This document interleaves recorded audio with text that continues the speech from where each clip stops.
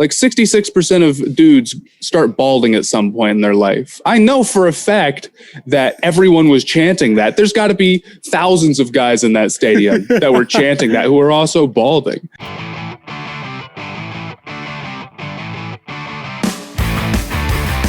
What's up, everybody? Welcome back to Stay Hot. I'm Matthew Sponhour, joined here as always by Blaiden, Cook, and Theo Ash. Blaiden, Cook, and Theo Ash. How's it going? It's great to be back, man. I'm wearing a red flannel, but I'm doing good. I like how you mentioned that you were wearing a red flannel as though that would contradict you being well. Typically on some media shows, a red flannel implies the presence of unhappiness, but not for me. I'm just wearing it to wear it. Understandable. Reminder that we are on Apple and Spotify. If you're listening on those channels, make sure to subscribe and leave a review as always.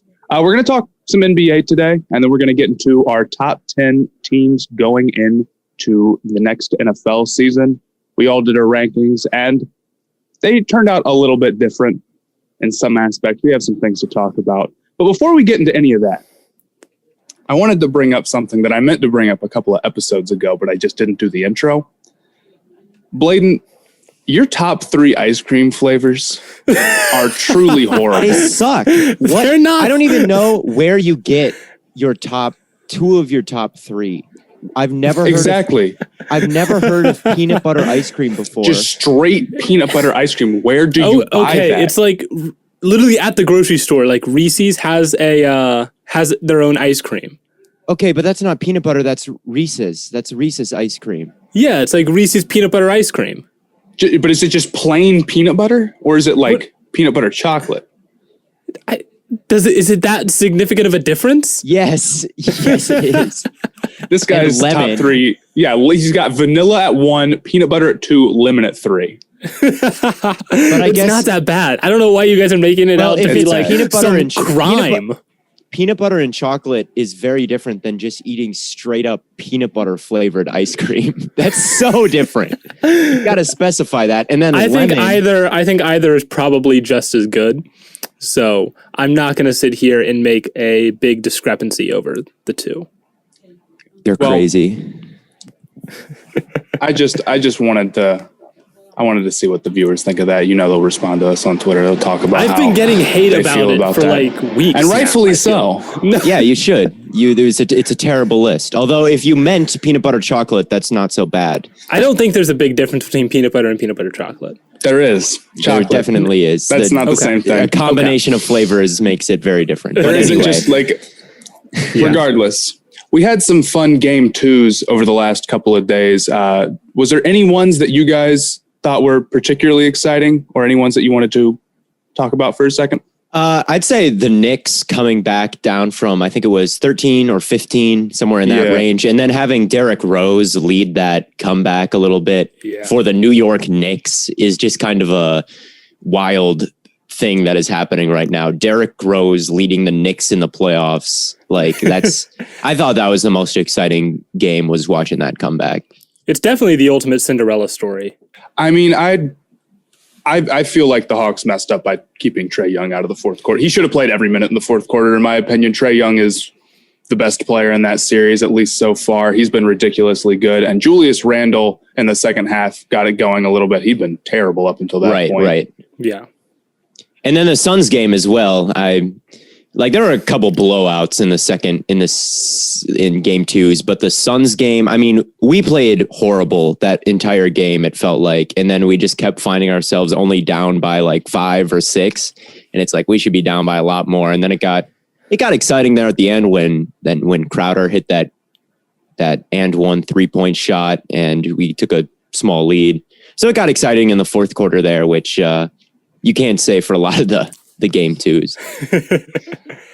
Yeah, the one that I wanted to talk about that was maybe not so exciting was Bucs Heat. Yeah.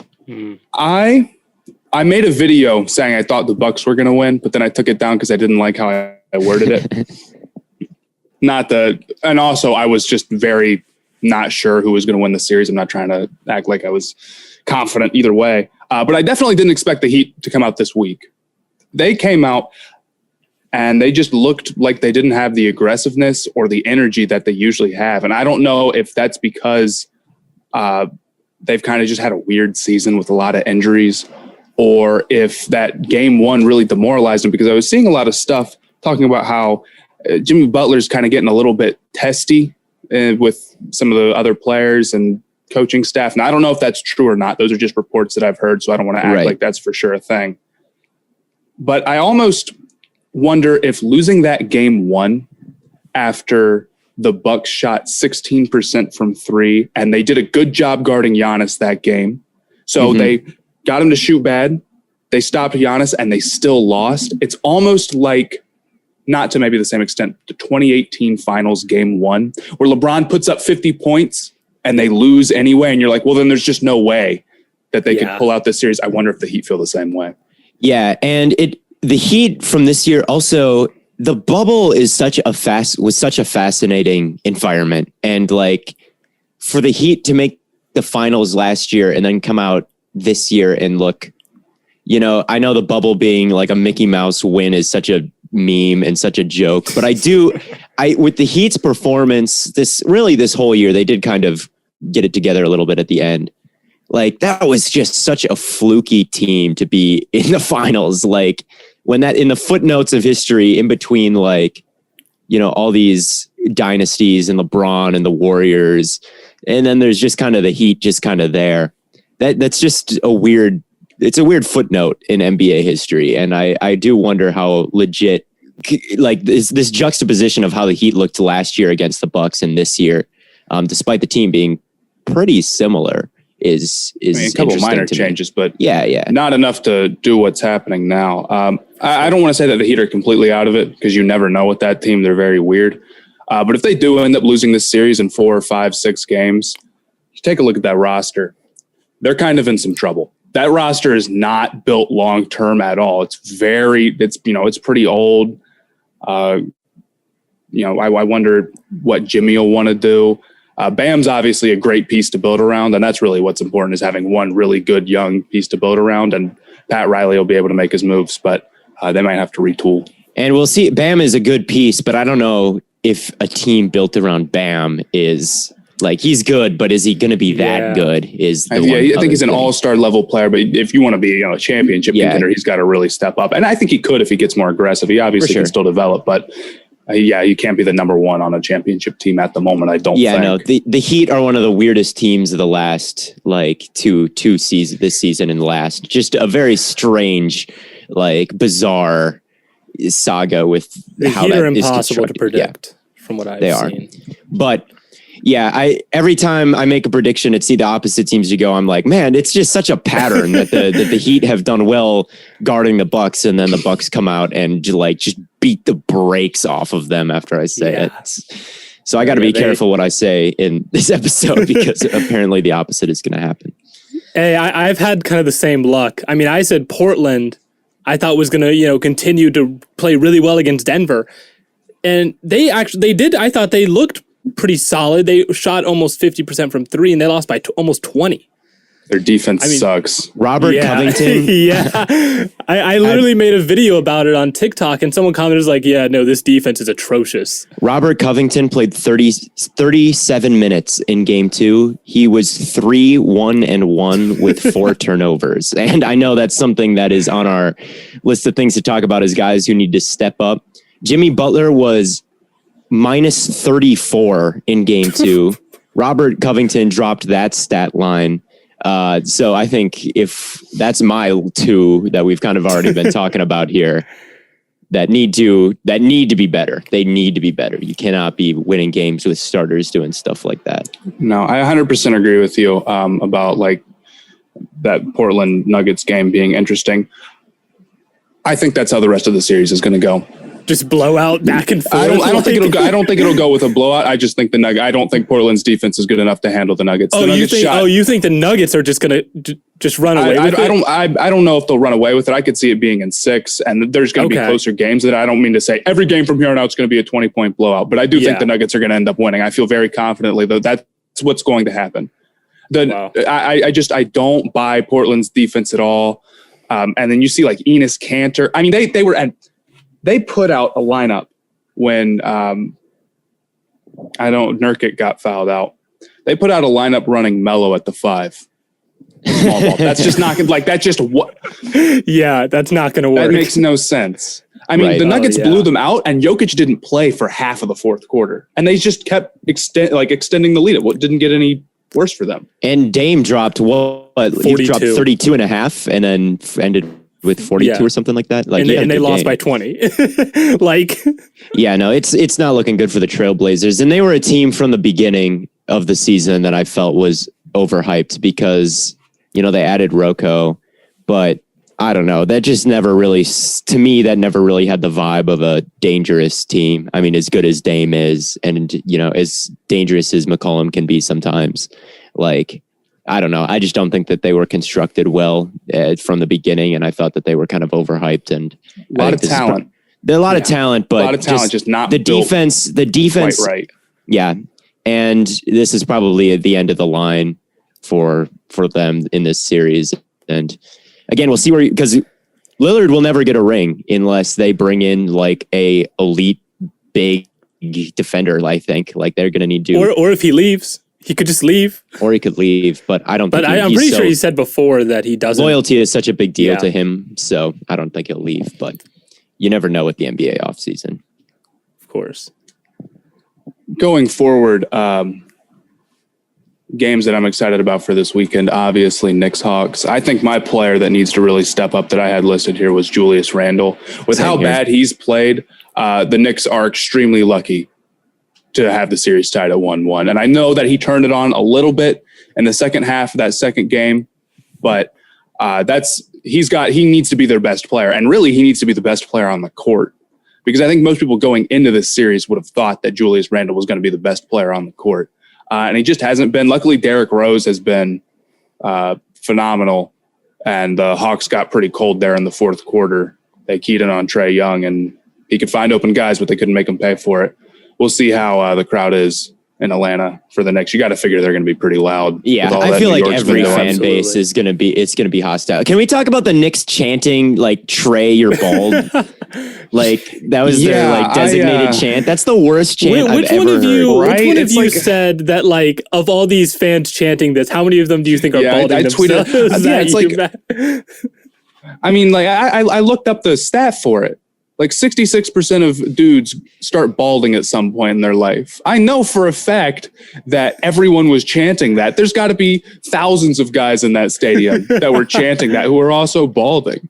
I don't know. I feel like at some point you go from really getting at the player to more just showing that they're in your head rent free, and the Knicks fan base is dangerously skating that line right now. It's a lot of fun to watch, though. That was a miss. They missed on that one. Although I will say that saying that someone is bald, in my experience, has been a kind of a devastating insult. I remember there was one time last year where I got in a Twitter fight with Scott Van Pelt about who is better between MJ and LeBron. And we had this big back and forth between, I was arguing for LeBron and he was arguing for MJ. And then my friend at ASU replied to him and just said, the letter U, the letter R, and then bald. And that was it.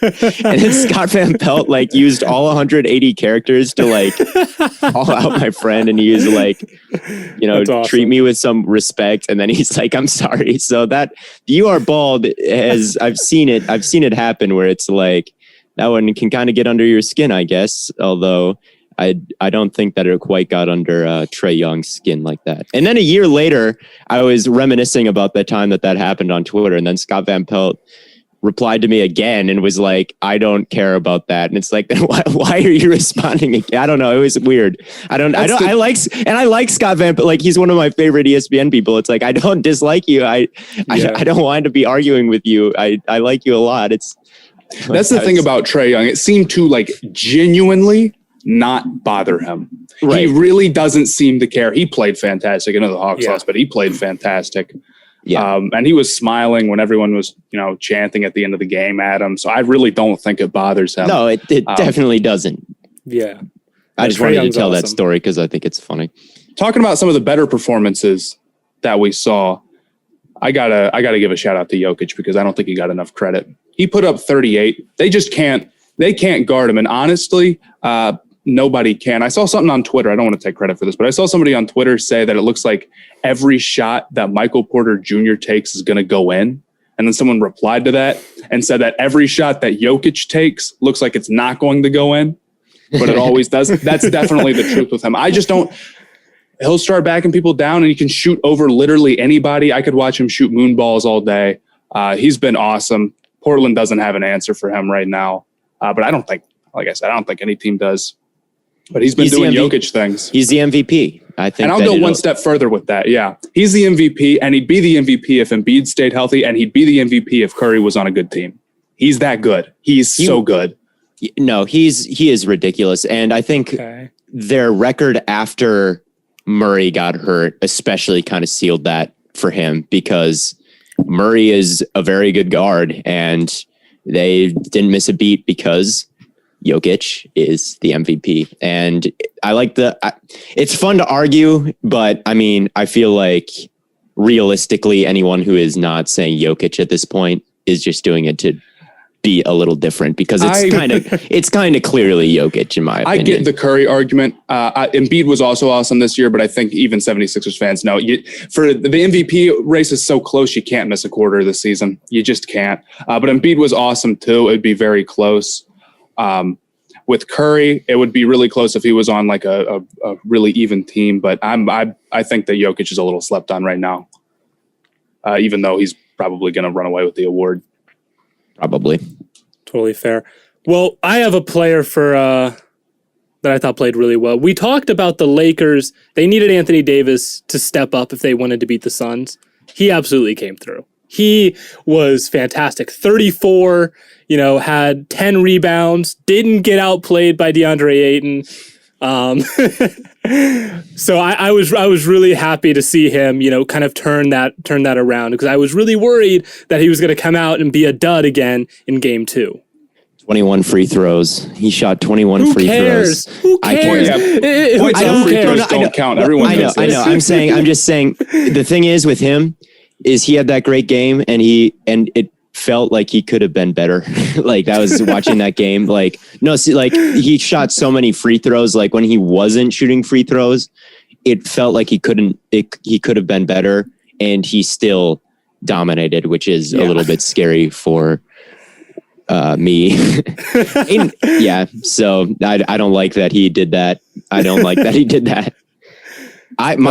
Guys, I'm going to give some credit to some of the, maybe off the bench, role player heroes. I got Bryn Forbes, who shot 6 for 9 from 3. He just could not miss. And it reminded me, I went to a Suns game last year against the Spurs, and Bryn Forbes shot like 8 for 11 or something from 3 on us. He just could not miss. And I forgot that I went to that game until I saw the Bucs game. I'm like, oh my God, it's Forbes. He's doing it again.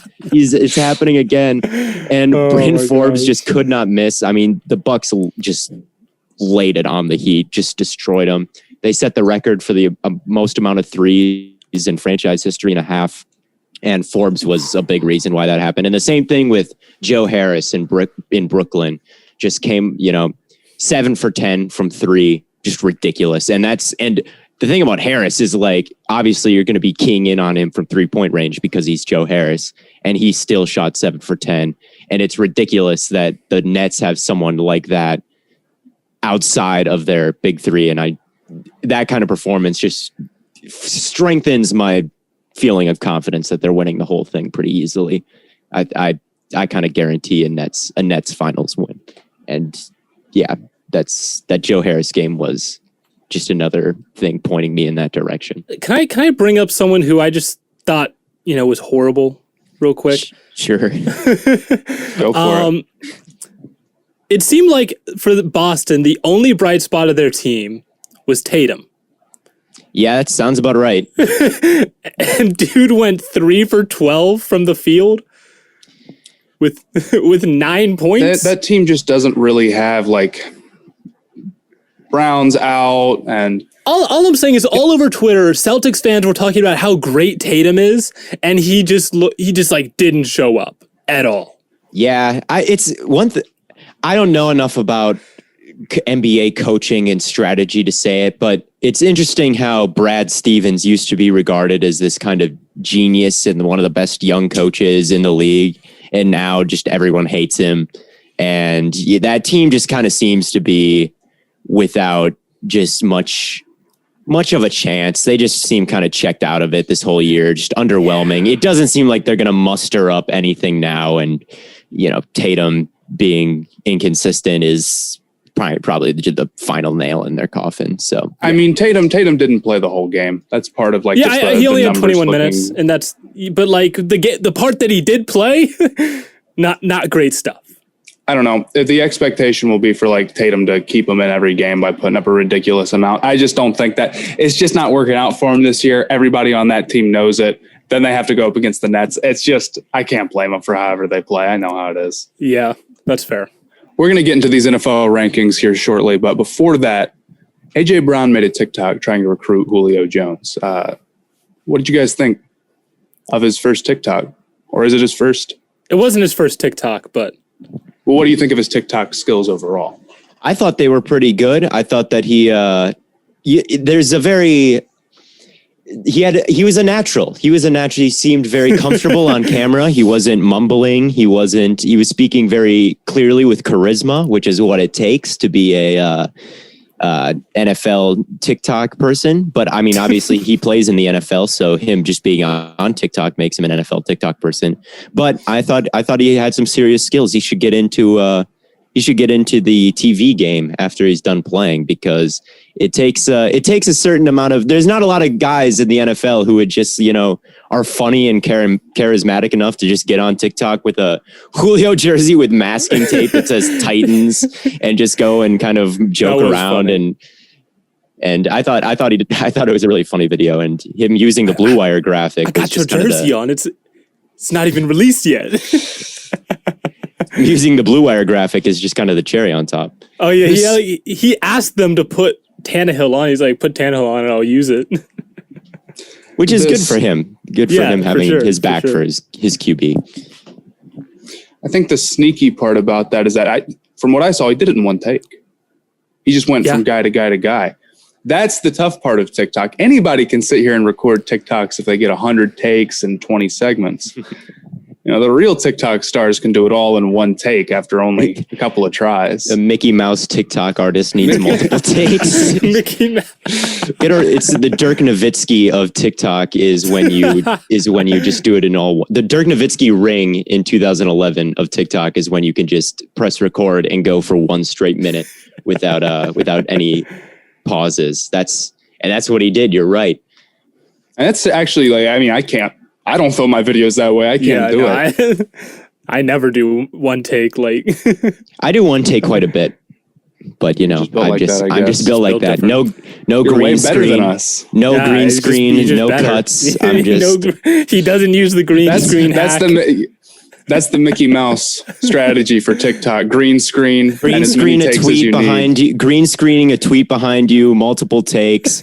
Green screening your own tweet behind you. Green screening your own tweet. That is an absolute Mickey Mouse video. There's sometimes where I'll just have nothing to put. I put like the NBA logo behind me before because I just don't have something to green screen, and I know they do better with the green. Have you ever made a TikTok without a green screen? Yeah, I've made a TikTok, one or two. Okay, it's not common. Like on my main account, like only a few. I do realize that when we started doing this podcast and you got your camera and I saw like what was behind you, I'm like, I've never seen what was behind you before except in our FaceTimes in the group chat. Oh my gosh. Anyway, he did a good job, and good for him for using the Blue Wire graphic. Just proves okay. That actually begs the question. He used the Blue Wire graphic. When do we get him on the show? I did call him top. He's one of the very few players I've been very nice to the whole time and think you'd have nothing bad to say about him. He's awesome. Top sixth best wide receiver in the league. We'll all see this year, especially if they don't get Julio and he ends with 250 targets or whatever he's going to do if he's the lone option. But yeah, That would be a dangerous team if they got Julio and AJ Brown. Sure, like that. Sure. I'm not huge on the Titans but if they got Julio, that would be big. Like AJ Brown and Julio would be the best duo in the league. It'd be tough to tackle. That's too many guys on that team who'd be tough to tackle. Getting into these top 10s, I'm excited about this. I've been thinking about this. I spent a long time trying to get this top 10, and I still don't feel good about it. Why is it so bad? I don't feel great about mine either. I'm being totally honest. Okay. So do we want to start from 10 and work our way to 1? Yeah, let's start from 10. Start from 10. Okay. Why don't you guys? Why don't I talk about who I have at 10? I've realized that there's a difference between people like you guys and me. When I talk about Cam Newton to you guys, you always agree with me. But then when it comes down to actually ranking the Patriots, I know you think in your head that they don't have a quarterback. It's not that I don't think they have a quarterback. It's that when I look at all the top 10 teams, and if you put the Patriots in that conversation, they have the worst quarterback of all the options, other than maybe Denver. I think that when it comes to Cam, I think he gets unnecessarily slandered to the point where it's like he cannot play quarterback anymore. He's totally done. I don't think he's totally done, but I would hesitate to say that he's really above average, which I think he will be above average next year. I will go down with the ship if he's not. If they get Julio, they're in my top 10 for sure.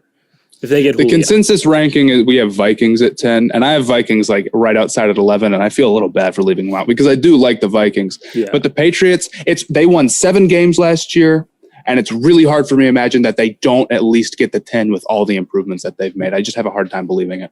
Yeah, they got 7 wins last year, but it was against the Jets. It was against the only good team they beat was the Ravens in the rain, and I don't know. I feel like.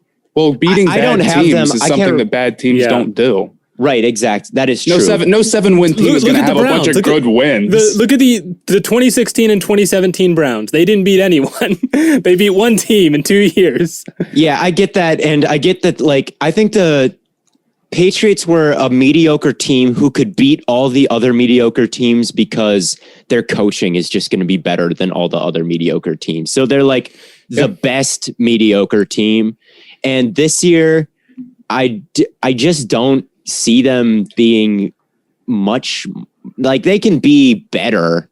But again, I think they can beat all the mediocre teams. But if they're going up against any team in my top 10, I feel like I would favor the Saints over them and the Vikings and every other team in my top 10. So they're not there for me. I feel like they're going to be fine again. I think they're going to be hovering around 500, and when they're up against some trash team on their schedule, they'll probably beat them.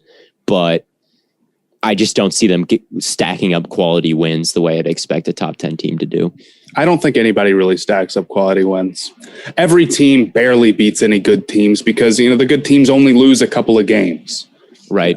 How many teams legitimately have more than 3 really quality wins? So few. That's true. That is true. So actually, I feel like that's one of the most overused criticisms of a team is they haven't beat a bunch of great teams. Nobody beats a bunch of great teams. Well, we said that about the Steelers last year, and then when it got time to it, certainly, but they fell apart. Yeah, but it was happening to the Packers last year too, where people were like, "Oh, who have the Packers really beat?" I would say that there's only about 2 or 3 teams going into the playoffs that have multiple wins against other playoff teams. Yeah, it's super rare. Yeah, so I do think that there is something to that. I don't know. I think the Patriots front 7, they did get Judon, is pretty, their pass rushers are, uninspiring. I think J.C. Jackson is a little bit overrated because of his picks. And the interceptions are nice to see and everything, but on a snap basis, I don't think he's elite. Gilmore seemed to take a pretty substantial step back last year, and we'll see if he gets back to being elite, but I don't think that's any kind of guarantee. Hightower being back would be huge if he's good again, but he might not be. The wide receiving core is still kind of sketchy. Cam, I don't think he's garbage, but I don't think that he's great either. So the wide receiving core the quarterback situation is pretty average in my mind. The offensive line is good. But overall, I just have 10 teams that I mean, I don't have New England that far behind the top 10, but I mean, I have the Patriots at 11. So okay. But we spent a lot of time on 10 and we didn't even get through 10. We didn't even talk about Vikings, who is that's just Matt's number 10 is the Patriots. Yeah, that's Matt's number 10 is the Patriots. I have the Vikings. The Vikings, I don't think there's a lot to say about them. They look really good and they did really well in the draft. So I don't think they got worse. And, Justin Jefferson obviously is phenomenal. Adam Thielen. Kirk Cousins is still a quality quarterback. So I would put them in my top 10 pretty easily. Yeah, I think getting Danielle Hunter back and getting, were Patrick Peterson. I think Patrick Peterson has something left in the tank. I think that he had to guard number one wide receivers just all the time, every snap in Carolina. And he can't do that anymore, but I don't think he'll have a workload quite that intense in Minnesota. Pierce will be back, their defensive tackle. They got Darisaw. They got who else? Barr was really, hurt. And I mean, by the end of week 17, the Vikings were throwing out the practice squad on defense. It was sad to see. And I think there's a lot of talent at a bunch of units on that roster. I agree. And I think that they should be a playoff team. So they're my number 9. I don't have them on my list. I have them at 11. And like I said, I feel bad for leaving them off. They're definitely a really good team with a really good roster. And I thought I liked some of their moves this offseason. Yeah, I had them at number 9. I had the Saints at number 10. I don't agree with that, but we won't. You've got them at 32, right? Yeah, you've got them at 32. You expect them to go 0-16? Nah, I got them at 33, man. What you talking 33. about? 33. No. Yeah, I think you guys are sleeping on the Saints because I'm the only one with the Saints in my top 10, and Sean Payton has really had nothing but success even without Drew Brees. He wins games. They have a really solid coaching staff. They have a top 5 running back. They have a top 5 wide receiver. Their offensive line, they've got good tackles. Their interior is a little questionable. They've got a really good front 7. Marshawn Lattimore needs to step up and get back to more where he was rookie season. But he's going into, I think, a contract year. So he might, play better than he has, and he's still okay. And Gardner Johnson is okay. Their secondary is fine. Front 7, really good coaching staff, good weapons. I don't really see what the question's going to be quarterback. I think you might be overrating their weapons a little bit. Perhaps. You say running backs don't matter, and they've got, outside of Michael Thomas, they're thin at receiver. And I like Callaway. I like Smith a little bit, but they're like one injury away from bringing out a practice squad. Yeah, it's if something happened to Michael Thomas, that passing attack would be in humongous trouble. And I guess you could say that for any team with their number one receiver, but even more so for them. I agree that they still kept a lot of their big players and they still have a lot of really good players. So maybe I am sleeping on them a little bit. And I don't think Jameis is as bad as people are making him out to be, because they'd make him out to be not even a top 32 quarterback, which obviously isn't the case. Oh, yeah. No, I would say he's easily top 32. But I think that they're going to have a at least an average passing attack right now. It seems like their passing attack, I would expect them to be, 15th, 16th, kind of in that range. Rushing, I expect them to have a top 10 rushing offense with Kamara, and their offensive line is, again, pretty good. So I expect them to have a good rushing attack. I expect them to have a decent passing attack. I expect them to have a good run defense again, because their front 7 is good, and a pretty good pass defense. I think they're pretty good. I have them at 10. I think that they'll make I don't think they'll win the division because the Bucs are there, but I think they'll make the playoffs. I have them in my top 10. For sure. So going to 9, I think is what we should do. Yeah. And you already said you guys screwed up on this one so bad. I don't know how they're here. Who is What's wrong with the Chargers, man? What's wrong with the Chargers? They're so thin. They are so thin. They've got some star power. Okay. You want to talk about the Chargers being thin, and you put the Saints in your top 10. Yeah. No, I mean, the Saints are not thin because they've got 2 good pass rushing defensive tackles. They've got tons of depth at edge rusher.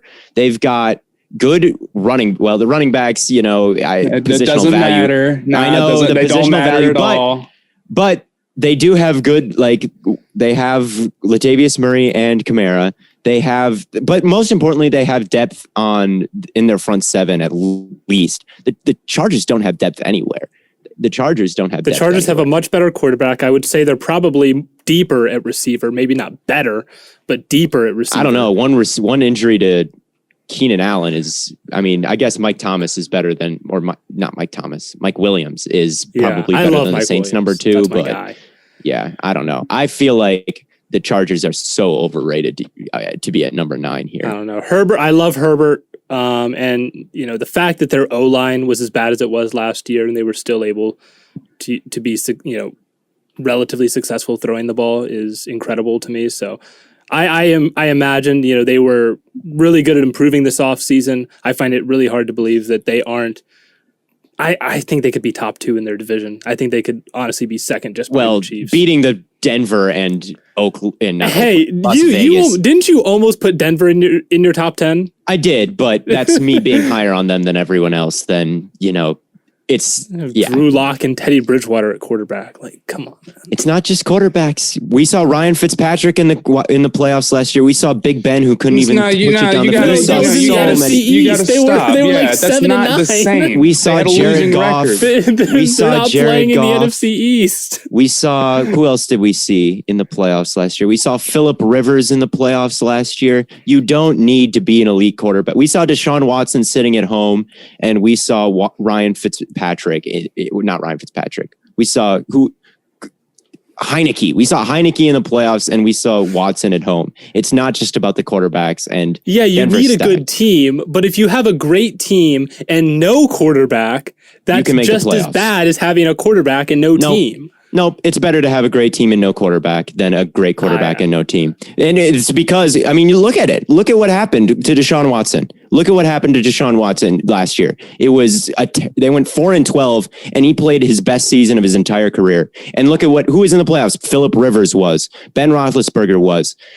Heineke was. Jared Goff was. Like, it is not even a debate that it is better to have a better team around you than just having one elite quarterback. Like, quarterback is a great thing to have. It is the most important individual position that exists. It is not just your quarterback winning and losing you games. You need a good team, and you can be great on a bad team. When you're looking at like top 10 to top 15 teams, the teams that actually win, right? Making the playoffs is one thing, right? Especially now that we have a 7 seed, making the playoffs is almost not that impressive. If you're going to win in the playoffs, you need a good quarterback.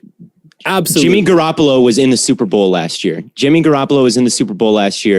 Like, I get that it was Mahomes versus Brady, who are 2 very good quarterbacks. Obviously, having a great quarterback helps a lot. It helps a lot.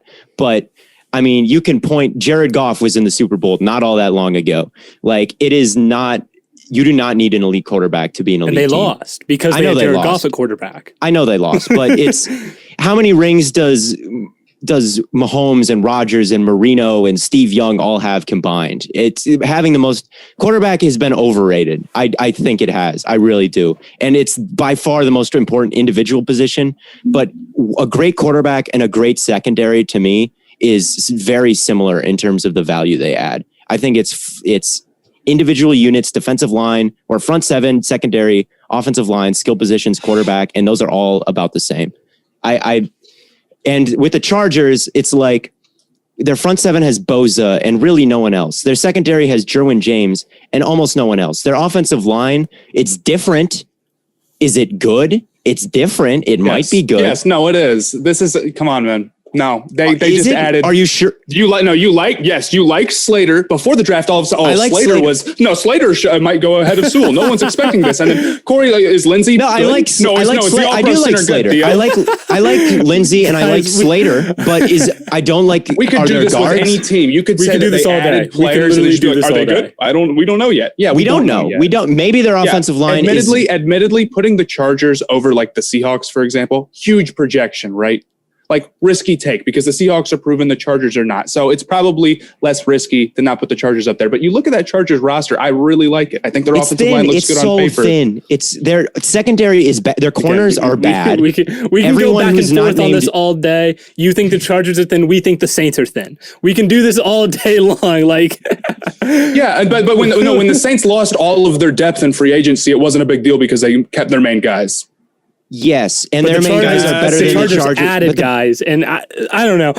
Again, we could do this all day. I think we should just move on to number 8. I don't know. I feel like the Chargers are, and the Saints at least have a history of success. Like the Saints are historically a successful franchise. I would say the Chargers are historic losing franchise, a historic underwhelming, they get hyped up all the time, and year after year after year they're underwhelming. And the Browns now are they're a historic the ninth losing franchise, and they won a playoff game last year. Like, well, the Browns are stacked, and the Chargers are not stacked. The Chargers have Bosa, and they have Derwin, and they have Herbert, who maybe will take the step into an elite quarterback, or maybe he stays exactly the same. And if he stays exactly the same, he's borderline top 10. So it's a projection that he takes a step. Their offensive line, maybe I like Slater, but he's still a rookie, and I can like rookies and not think they're going to step in and be elite right away. You know, I think that the Chargers at 9 above teams like, I guess they're not above the Seahawks on the consensus rankings, but it's too high. It's too high for Los Angeles. It's risky, but I'm okay with that because I like a lot of the players on their roster. Moving on to number 8. I have the Seahawks. We just talked about, Matt said he wouldn't put the Chargers. He put the Chargers. Look, with the Seahawks, I know what I'm doing. I know what I'm getting myself into. I don't mean to interrupt you. The Seahawks are going to be good, but I look at their team, I look at their depth chart, and it's just like, dude, oh my God. They've got some serious problems on that team. Yeah, no, they definitely have some question marks, but I think they're really good at quarterback. They're really good at receiver. Their defense really isn't as bad as people make it out to be. So, Theo, you're looking at me like I just said something crazy. It could be kind of bad. It could be pretty bad. I mean, it's questionable, but like in the late stretch of the season, it was playing pretty well. They were. So I'm not going to sit here and all 4 players on their defensive line starting. Nope. Poona Ford. They've got the guy from the Bengals, whose name is escaping me right now. Carlos Dunlap, but I'll give you that one. Dunlap. Yeah. They've got Dunlap's an upgrade. He's looking it up right now. He's cheating. Is Collier still LJ Collier? I don't know if he was their first round pick. Not that. Honest. Yeah, I don't know. No idea. Yeah, this is like I have no clue. Regardless, they have Bobby Wagner and Jamal Adams. So, regardless, Ford Seahawks at Poona Ford is a good player. I don't mean to say that they don't have any good players on that defense. They do, but they also have a lot of holes. Oh, yeah. Right. So Seahawks at 8 makes sense. I know that they've got a great track record. Russell Wilson, good receivers. They're probably going to be able to make some big plays on offense, but there is some fear that they go run first, and I don't know how much I love their offensive line.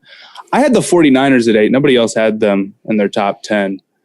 I remember last year people kept comparing the 49ers to the Rams.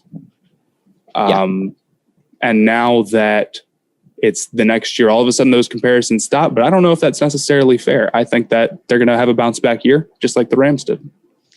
I can see that. And I am somewhat optimistic about Trey Lance. So, maybe if he... Yeah. Usually when teams draft rookie quarterbacks nowadays, the rookie quarterback ends up starting at some point in the season. I'm not the world's biggest 49ers believer, but I mean, I can see them being good. So I don't hate it, but I don't know. Top 10's a little bit. If Garoppolo starts, I don't love their secondary. Bosa will be back, and I think Nick Bosa will be a defensive player of the year candidate. So you have them at 8. I have them outside my top 10, but I think they might be better than the Chargers are. At least I do too. I have them ranked ahead. Yeah, you have them ranked ahead of them. So yeah, I don't have them in my top 10, but so far the consensus that we've got going right now is Vikings at 10, Chargers at 9, Seahawks at 8. That's the average of what we have. You had the Packers at 8. I did have the Packers at 8 because I'm not sure if I didn't know what to do with the Packers because I don't want to put them super high because it looks like Rodgers might not play, but I didn't want to put them super low because Rodgers might play. So I figured 8 was a good spot to just throw him there and see what happens where I've been waiting to do like my season predictions just to see like what happens with Rodgers because otherwise I'm going to drop them and then Rodgers is going to leave and I just have to do it all over again. Yeah, I wouldn't do any season record projections until like August. Yeah. I'm going to hold off on that. I had the Packers at 7 and that was actually our consensus. Matt, I think you had the Packers at 7 as well. I did. Same logic as Theo. They just ended up one spot higher. You could put them at like 20 if you really think that Rodgers isn't going to be there. You could put them at 4 or 5 if you really think that Rodgers is going to be there. We don't know. And I feel like it would be dishonest to just assume that he will or won't be. So I feel like there's like a tier of elite teams where it's like the Browns, Ravens, Rams, Chiefs, Bucs, Bills, and then Packers, who we all I think have as our top 7 in some order. And then we just kind of threw the Packers at the bottom of the elite teams because they belong in that tier if Rodgers plays, but they have that threat looming over them that the other teams don't. So I think that's a smart place to put them, and we all kind of did that. So. Yeah, the Packers, no reason why they couldn't win the NFC if Rodgers does come back. They were one Kevin King choke job away from being there last year. And, maybe Eric Stokes is better. I'm not particularly optimistic about that. I had a 3rd round grade on Eric Stokes, but maybe he is. So, yeah, I mean, the Packers are number 7 for us. I think they didn't change at all from last year. So we all know what they're capable of. But we just don't know what will actually happen. So number 6, I had the consensus ranking for number 6 was Buffalo. Yeah, that was like our average because I had the Bills at 5.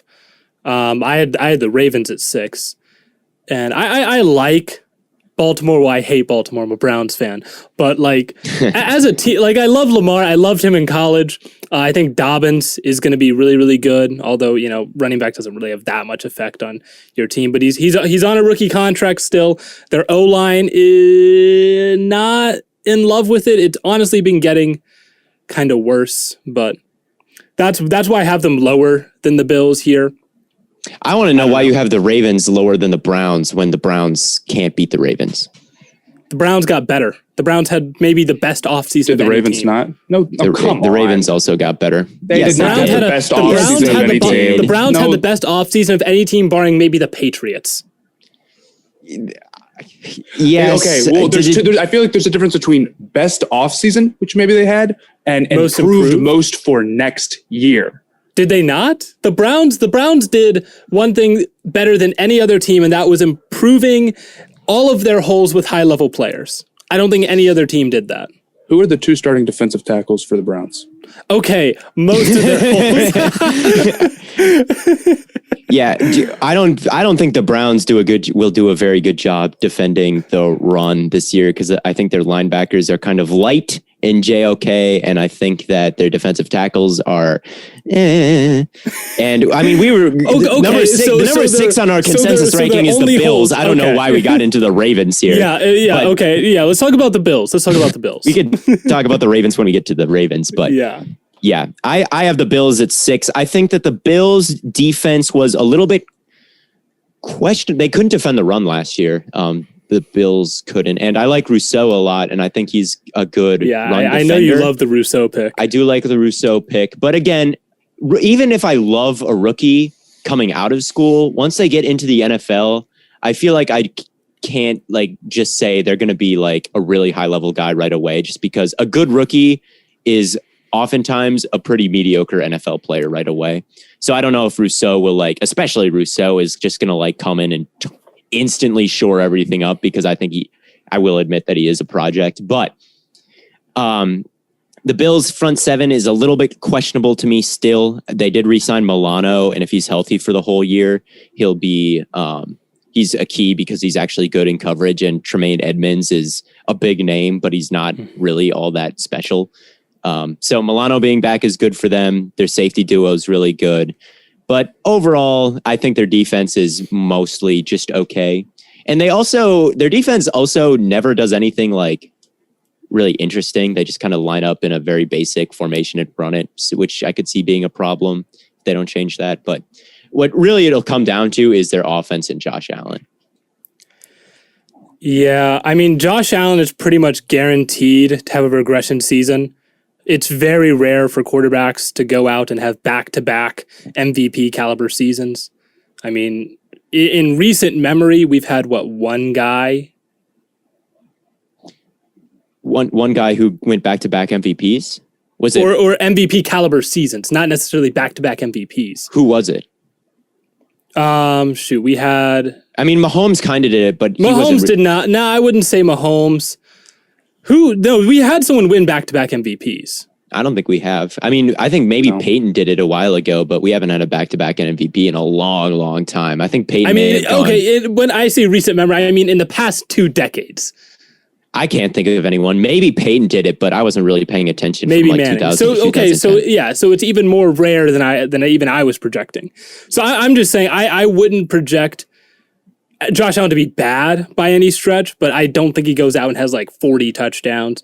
I would say that, he's good, but, regression is basically a guarantee. I feel like Josh Allen, he didn't put up, he improved a lot, but I don't think he's going to forget his mechanics. It's not about forgetting. It's just that there's a lot that is outside of your control. Once you reach a certain level, it just gets to a point where it's does your O-line hold up? Do your receivers catch the football? Do they make plays after the catch? So do you think that the receivers or offensive line won't hold up for Buffalo? I'm not saying that they won't, but there's a lot that went their way last year that I wouldn't just say, that's going to stay exactly the same. Yeah, regression is one of the best ways to make good predictions. If you can recognize regression and when it's going to hit, anytime a Super Bowl loser happens, project them to be bad the next year. It happens almost every time. Yeah. And when you see Lamar won MVP on a ridiculous touchdown percentage, project regression. It's a smart move. I don't know if Allen had quite the ridiculous season where it's he did kind of have a ridiculous season, didn't he? Compared to what he was doing before that, player yes. With ridiculous physical tools. I don't see any reason why. If it was like a game manager type quarterback, maybe I'd be a little bit more confident in that. But there's nobody who's done that, and there's nobody who is really quite like Josh Allen also. So Lamar regressed. I don't know what to... We saw Lamar have... Yeah. I'm just saying, I wouldn't bank on him getting to another level of transcendence next year. Yeah, I do kind of agree with Blaiden here. Actually, yes, 30. Will he have 37 touchdowns and 10? Will he do better? No, I would. It's probably the range of outcomes. If you simulated the season 100 times, the most likely thing that would happen is he's not quite as good as he was, but there's still number 6 on our rankings here. It looks like we're they're not. He's not going to be bad. Down. He's going to be fine. Yeah, he's still a ridiculous player, and he seemed to have figured it out. And they added Emmanuel Sanders, and they didn't lose anything really on the offensive line. They got to re-sign their tackle, who's good. So, I don't know, Matt. What do you think? I like them a lot. I think Josh Allen's still going to be really good. He has the biggest arm in the league, at least from strength standpoint. Yeah. Super hard to stop running. I don't think the offense got any worse. I could, odds are maybe they'll lose a couple more games than they did last year. And maybe that's why we have them sitting here at 6, because it's hard to repeat at 13-3. But I don't see any real reason to sit here and say that this team is going to be significantly worse than they were last year, other than just playing the odds. But that's kind of not very fun analysis. It's also funny that Matt and Blaiden have the Bills in the exact same spot. So we're arguing, but it's not even it's not I think we all are kind of on the same. But I'm on your side. Going to number 5, we've got the Browns as consensus over the Bills. I like the Browns a lot. I think that they were really good last year, and I do think that they improved. I do think they had a good offseason. They did. But a lot of it is just maybe there's some projection that this rookie is going to come in and instantly be really good. JOK has humongous expectations. I'm not saying he can't reach them, but he's a second-round rookie who needs to come in and be the best linebacker on a championship-level team immediately. That's tough. Yeah, those are high expectations. I'll give you that. And same with Greg Newsome. He has to come in and basically be the second-best corner on the team. So yeah, and my thing with I think of all the teams in the top 10, Baker's the worst quarterback that is here. I mean, other than maybe the Saints. I do have. I'm talking about the consensus rankings. Oh, yeah, our consensus. Cousins. Well, Cousins. You'd rather have Cousins than Baker? Yeah, I think they're pretty similar. About the same.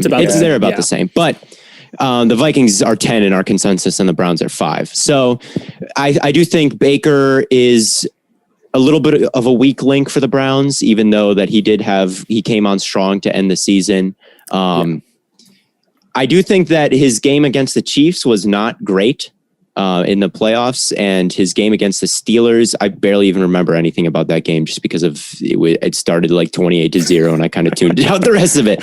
But I don't know. I feel like Baker is a guy who needs to take yet another. He took a step from year 2 to year 3 from being bad to being okay, but he needs to be like more than just someone who came on strong for the last. He needs to play. He needs to play like he did in the last like 6 or 7 games of the regular season through all 17 and also in the playoffs, right? Yeah.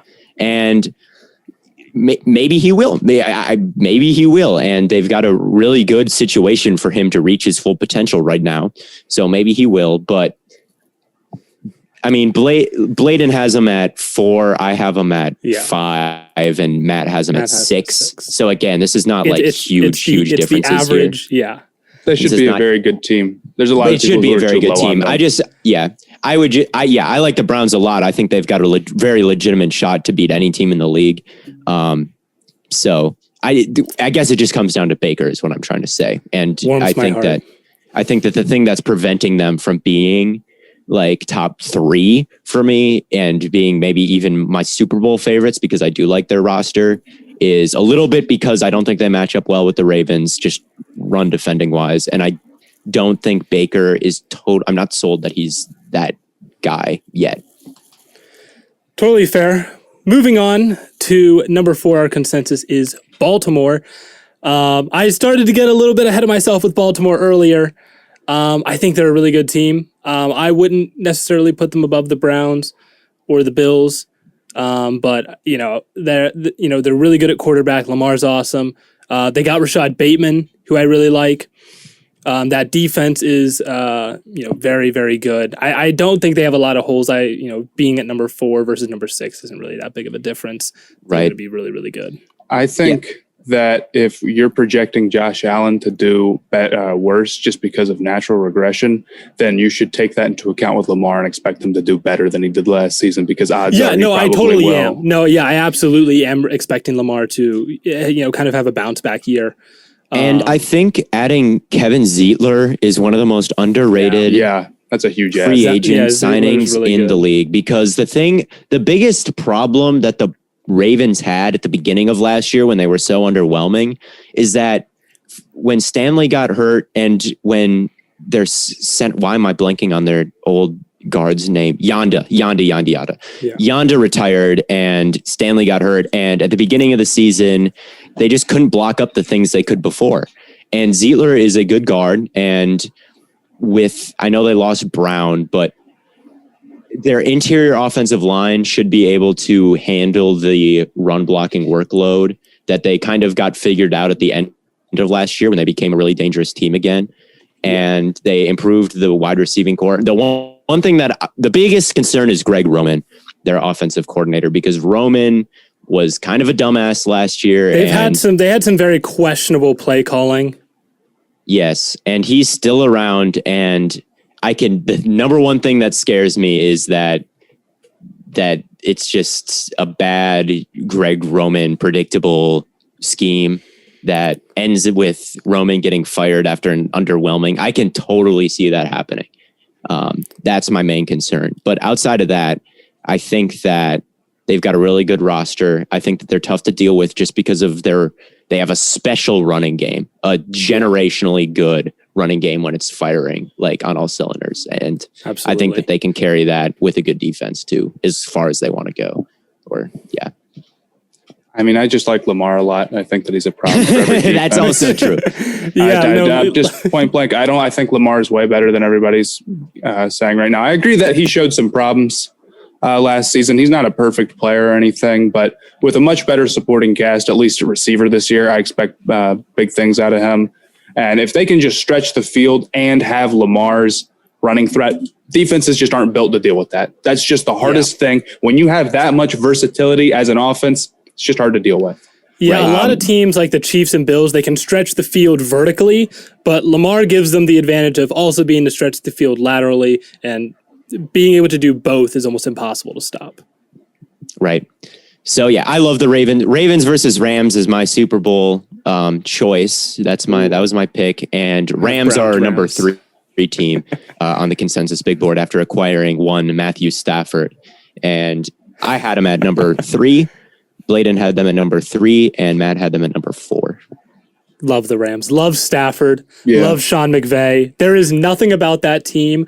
Like, they were deep. Like, they lost guys on defense, but they were deep on defense. I don't have a lot of concerns. I really don't.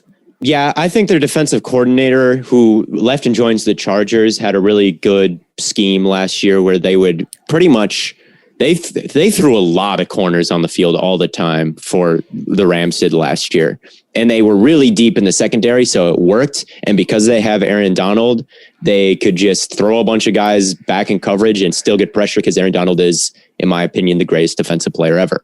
And if you're going to fight me about LT, I'm not going to die on that hill. LT was also very good, but Donald is right there. Yeah. So maybe losing him, but I think they can still kind of do the same thing that they did last year. Like Ramsey and Donald are maybe 2 of the very best defensive players in the league. Stafford is more talented than Goff ever was and smarter than Goff ever was. McVay is still McVay. Woods is a really good wide receiver. Kupp is a really good wide receiver in McVay's scheme. I don't know if he's crafty. He's crafty, but he's white. Yeah. Yeah. So I think they'll have a team that is maybe not guaranteed, but a pretty safe bet to have a top 10 offense and a top 10 defense. And anytime you can get that, I feel like you're in good shape. Recent Super Bowl champions tend to have that combination. Going to number 2, we've got the Chiefs. Everybody has the Chiefs at number 2. You can try to want to put them like lower or whatever, because there's some moves that maybe we don't love, or maybe there's some holes in the roster. But at the end of the day, I think they did a good job getting their offensive line back up, or at least the best that they could. I think that they still have a couple of big time threats for Mahomes to throw to, and they still have Patrick Mahomes. Yeah. And even best if they're quarterback on the planet, top 5 receiver, top 2 tight end, like top 1. Theo, you would say even the best receiver on the planet. Yeah, I think Tyreek Hill is the best. They're at least the most dangerous. I think Tyreek Hill can do the most things that other guys can't do, which kind of makes him special and makes him number 1 in my opinion. He's kind of as a Cincinnati guy, I do have to sit here and hype up Travis Kelce. Right, he went to Cincy. That's right. He will break the receiving yards record in the season for a tight end this year. Yeah, I mean that's not a super hot take because he kind of breaks it all the time. But yeah, the Chiefs. I think the Chiefs are in a little bit of trouble. I'm not the world's. Seems like half of our podcast now. I've tried to warn the Chiefs of like impending doom. I still have them as the second best team in the league just because it's hard to put them lower. You know what it is?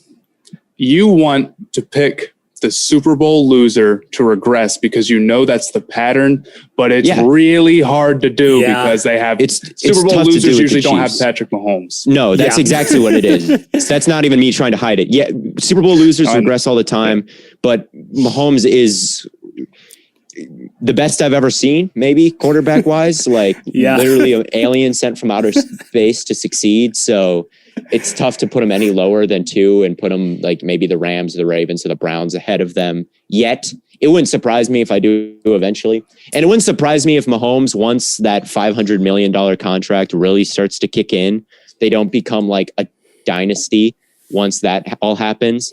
but it hasn't happened yet. They're still in a very good position short term here next year. So they're my number 2, but considering that the Chiefs and the Bucs, I don't really think they changed all that much, and the Bucs just kind of beat the brakes off the Chiefs. And it seems like we're all of this opinion that the Bucs are more well-rounded. Roster's just stacked. It's just the best roster in the NFL. team. It's not. They won the Super Bowl and they got better. They kept all their guys and then added some. Like, there's nothing. Yeah, no, they're the best roster in football. One of these years, Brady is not going to be an elite quarterback. It may not happen for as long as he has Mike Evans and Godwin. He can't be 100 years old and still be great. He can't. But so one of the years it's going to happen. So that's the only thing that I can see the Bucs really, obviously it goes for all teams that injuries could really ruin them. But, the Bucs just wide receiving core, offensive line, quarterback, front seven, and secondary. The secondary is a little probably average to maybe slightly above. It's not like super, super elite, but it's not bad. They also had a lot of young guys, and they'll probably improve. I mean, they kicked the Chiefs' ass in the Super Bowl. The secondary did. So, like, how bad can you be? But they're a good secondary. If there is a weak point, it's there. Because, I mean, Tyreek Hill did put up 200 yards in a quarter on them at one point. So, but yeah, I mean, it's as far as a complete roster goes, you're not going to find a more complete one than the Bucs, in my opinion, and in all of our opinions. Yeah, as long as Brady keeps doing his thing, they'll be all good. I know he's 43, 44. I think he turns 44 this year. Yeah, so I'm not going to sit here and tell you that Brady's not going to be good. He will. But anytime you've got a 44-year-old out there at the most important position, that's probably the biggest concern really for the team is like the off chance that this is the year for Brady or something.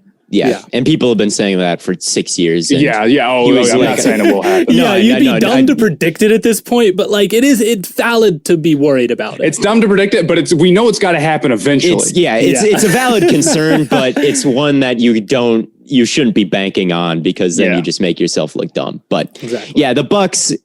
Now, my Super Bowl prediction is Ravens versus Rams, just because I don't want to. It's you got to mix it up some. Yeah, you got to mix it up somehow. Like even though I think the Bucs to go back to back. Yeah, I don't want it to be. I mean, you could Chiefs versus Bucs is not an impossible scenario by any means, but it's like the chances that it's actually Chiefs and Bucs again is pretty low. You got to mix it up a little bit. I think that wraps it up for us here today.